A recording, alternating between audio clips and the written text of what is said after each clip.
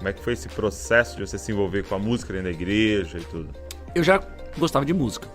Então eu tinha as bandas de garagem, aquela coisa toda. Quando eu fui pra igreja, meu primo tocava, ele tinha uma banda. Ele tocava? É. Teve aquele festival gospel, da imprensa gospel, que era, acho que foi a primeira rádio de São Paulo gospel e tal, que era na época da Nascer e tal.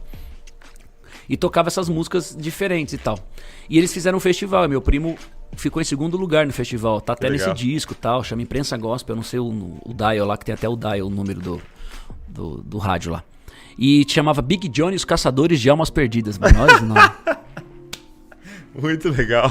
Meu Big primo, Jones e os Caçadores Big John, de Almas Perdidas. o nome dele é Dionísio. Mano, era um avivamento, assim, evangelístico absurdo, muito, né? Muito. E meu primo sempre foi prog, assim, gostava de bandas progressivas, mas progressivo de verdade, não esse progressivo que os caras ficam tocando 50 mil notas por segundo, às vezes sem saber o que tá fazendo, mas só pra falar que toca muito. Era música progressiva, tipo Yes, Gentle Giant, Pink Floyd, tantas outras, o Emerson Lake and Palmer e tal. Tô falando tudo banda fora da igreja. E assim, e ele trouxe isso. Então, Big John, os Caçadores de Almas Perdidas, aquele nome meio exótico, aquela coisa toda e tal. E a música que ele, no festival, cara, eu lembro até hoje. Até falei pra ele esses dias atrás, sei lá, uns 3 meses atrás, que eu queria regravar essa canção. Ele falou, mano, pode regravar, cara. Era muito simples, mas falar assim, ó. Agora eu amo só Jesus. Agora eu amo só Jesus. Porque ele brilhou na minha vida, mudou a minha história e me pôs no seu caminho. Antes era só certeza, incertezas e tudo, mais o amor do soberano Deus. Coisas simples, mas que marcaram a história dele. Ele também foi um cara que viveu nas drogas. A gente tá falando do cara dos anos 60, 70, que viveu aquela loucura do hippie. Testemunhos, né? Eram testemunhos de vida, que é o que a minha música fala até hoje, né? Até tipo assim, mas isso é uma outra história, para um outro momento aqui. Mas assim, aí, cara, eu comecei a me envolver com ele. Ele tava indo pra igreja e tinha tudo aquilo. Todas as bandas das igrejas tocavam todo final de semana em algum evangelismo que as igrejas faziam, né? Na época, Renascer, mas várias igrejas começaram a fazer isso. E meu primo foi convidado. Todo final de semana ele tinha um evangelismo. Ele era dono da loja, o trabalho dele, a profissão dele, tanto que depois ele parou com a banda, porque ele teve que se dedicar à loja e tal, começou a crescer.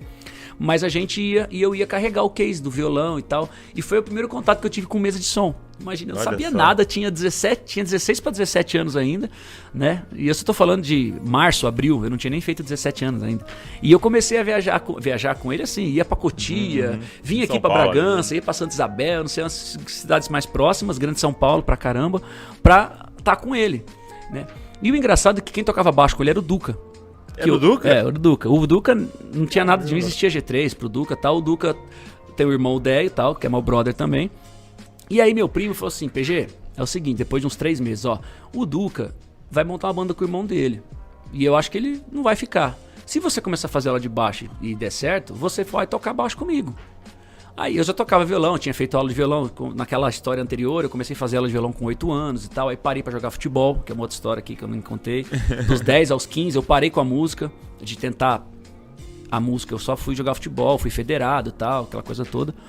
Mas aí que meu pai faleceu, o sonho dele era que eu fosse músico. Aí eu voltei pra música, comecei a estudar de novo e tal. Bom, aí chega aí, em 93, meu primo fala isso pra mim. Falei, tá bom. Aí o Duca foi o cara que me deu as primeiras aulas de contrabaixo. Eu fiquei uns 3 meses fazendo aula de baixo com ele, aprendi o básico do básico com ele mesmo, porque ele tocava com meu primo.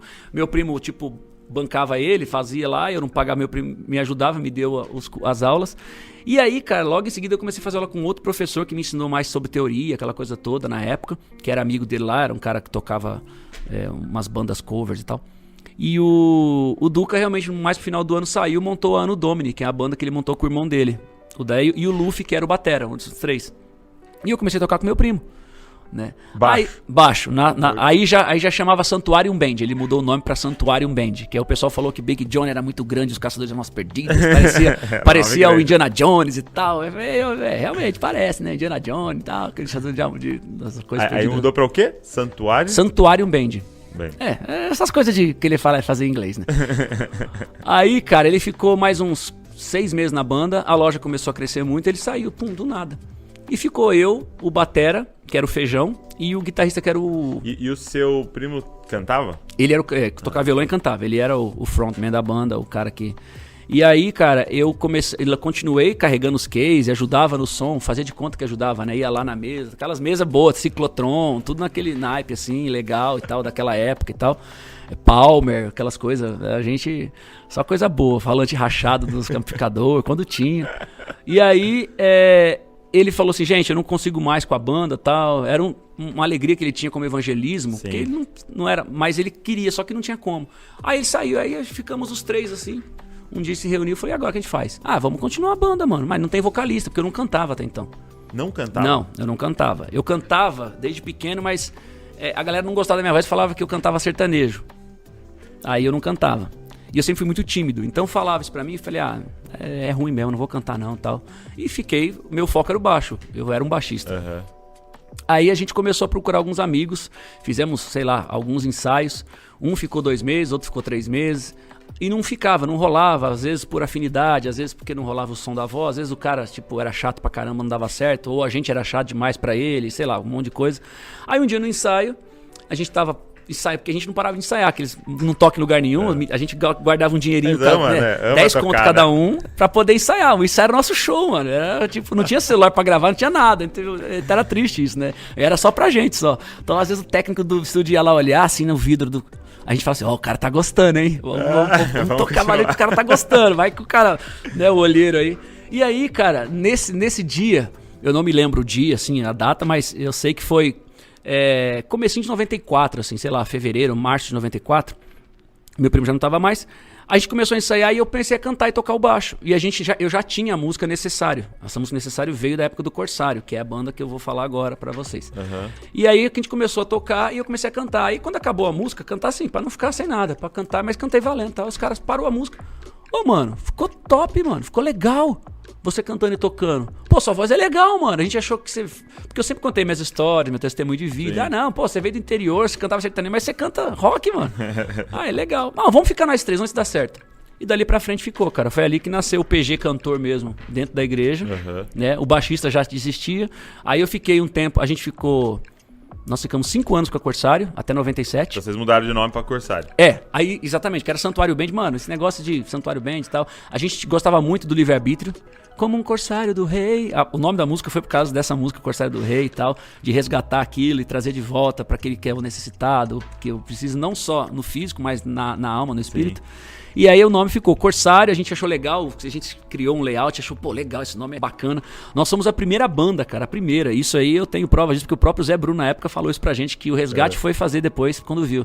Nós somos a primeira banda no Brasil, gospel, a fazer um pano de fundo e colocar no fundo de palco. Ninguém tinha feito isso. A gente criou uma bandeira, a gente fez uma bandeira de 10x6. Uau! Mano, grande. A gente tinha. Nossa meta era grande, velho. Nós era visionário. 10x6? 10x6. A gente chegava, só que a gente só tinha Corsário grandão assim. E a gente tinha as laterais sobrando. Então chegava nos lugares, eram menores, a gente dobrava a bandeira e fazia. Mas assim, a gente já sonhava com. A nossa sonho era tocar no SS da vida. Entendi. Tanto que em 95 a gente ganhou um festival da Rádio Manchete na época, com a música Autor da Vida, que essa música é minha, eu escrevi em 94 essa música. E só que era uma versão balada mais pesada, com guitarra, não era violão e tal, como foi no acústico G3. E aí a gente ganhou e abriu o SOS em 95.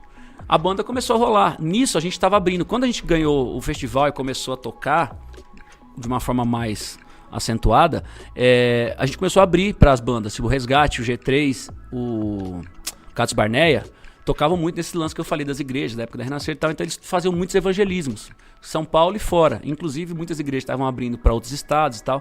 A gente começou a viajar, a abrir para essa galera. A igreja mandava a gente. E tinha eventos em que, por exemplo, como por exemplo o G3, o Manga era pastor. Às vezes aparecia um dia antes, o Manga tem que estar numa reunião de pastor, não sei o quê, o G3 não pode tocar.